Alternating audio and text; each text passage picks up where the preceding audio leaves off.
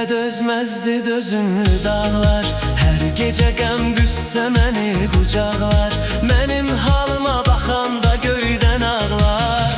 Mələklər, mələklər, mələklər, mələklər.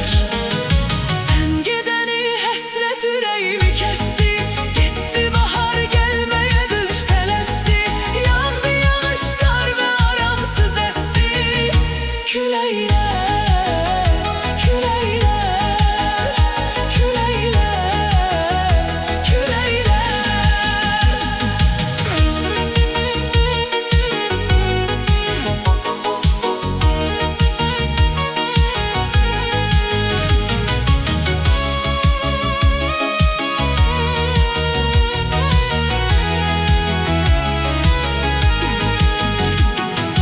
Mən ki nə təsvir eylədim, nə oldu? İndi sevincim az kədərsə boldu. Tez açdı, tez saraldı, tez də soldu.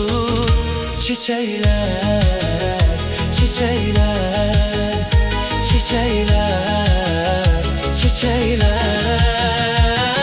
Sən gedəni həsrət ürəyimi kəsdi, getdi bahar gəlməyə qış tələsdi.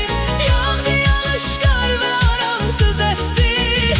Küləklər, küləklər, küləklər, küləklər.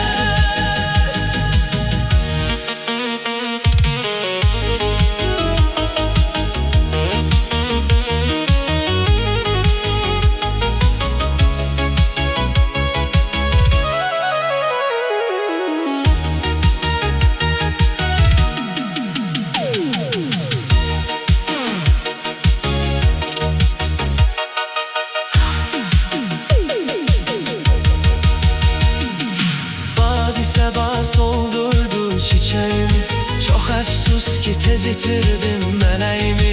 Yandırar əsrət alovu ürəyimi. Küləklər